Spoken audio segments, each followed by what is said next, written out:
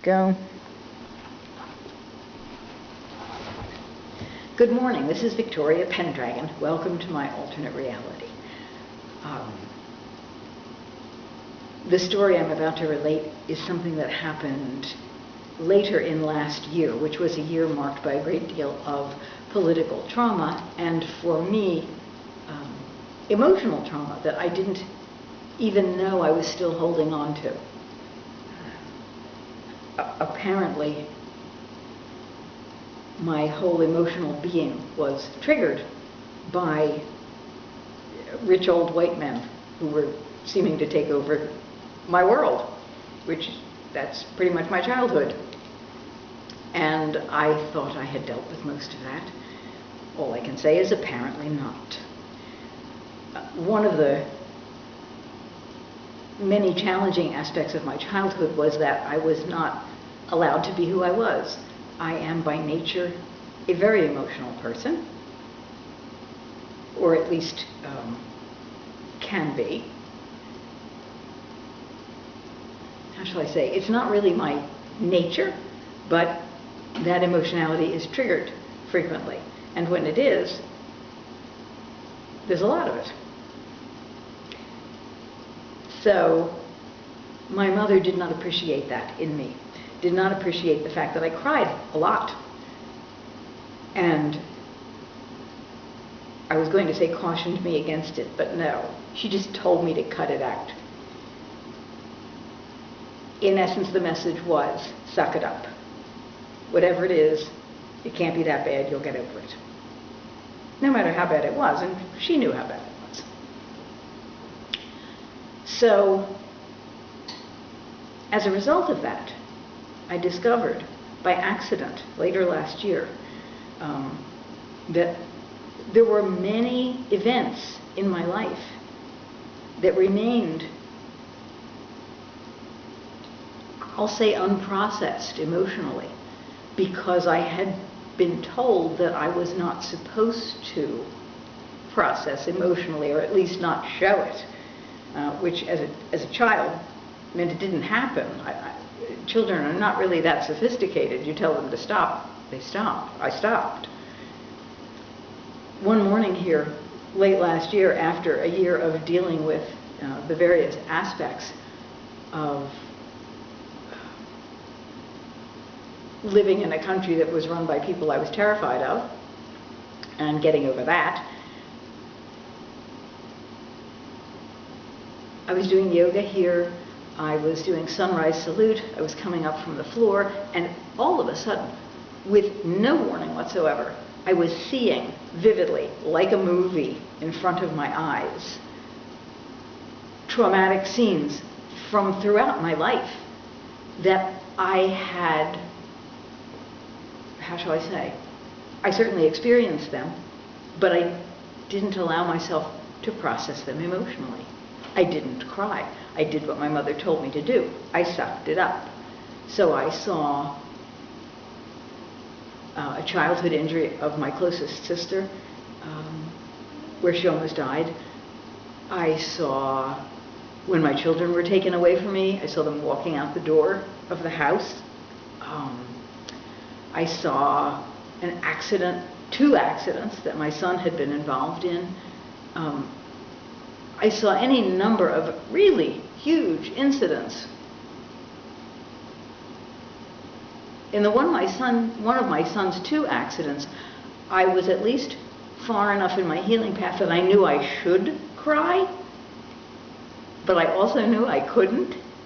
And so I had lain down on the earth and thrown my arms open to the earth and begged Mother Earth to take away everything I was feeling. Because that was okay, but I never processed it.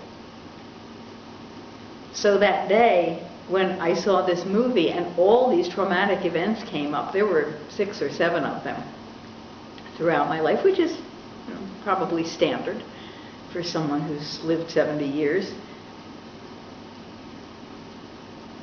And I just started to cry. And I cried, and I cried, and the crying just took me over. My whole body was just heaving, and I got to the point where I'd seen other people do this, where you're just kind of going, you can hardly breathe for crying.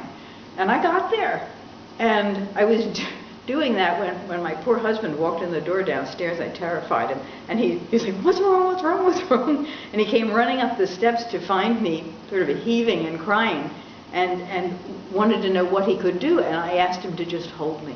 And he put his arms around me, and it was like, oh my.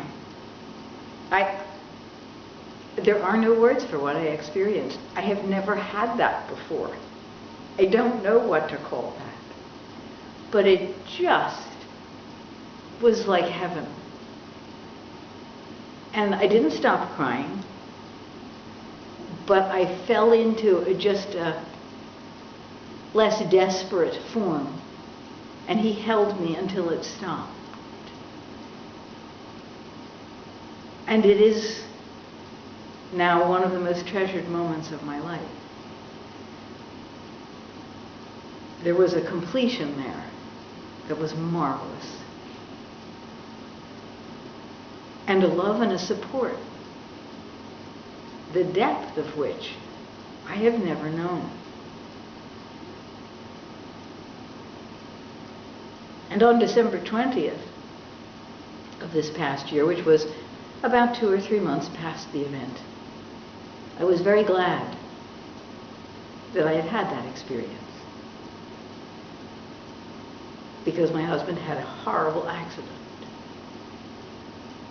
in which he very well could have died.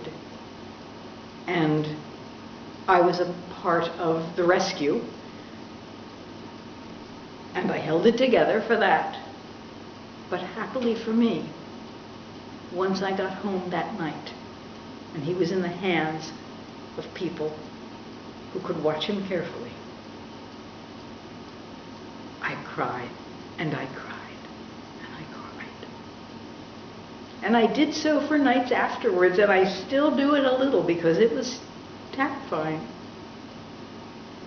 And to the possibility of losing this love that had so supported me, and a love I'd never had before, it needed crying. So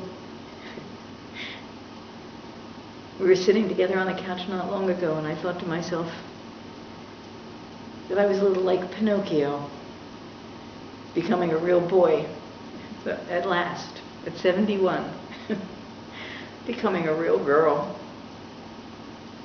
It's a good thing. Healing takes as long as it takes, and I probably have more to do. But oh my, I feel like a different person. It's quite wonderful. I wish you wonder and love and support. And I thank you for watching. I'm very grateful.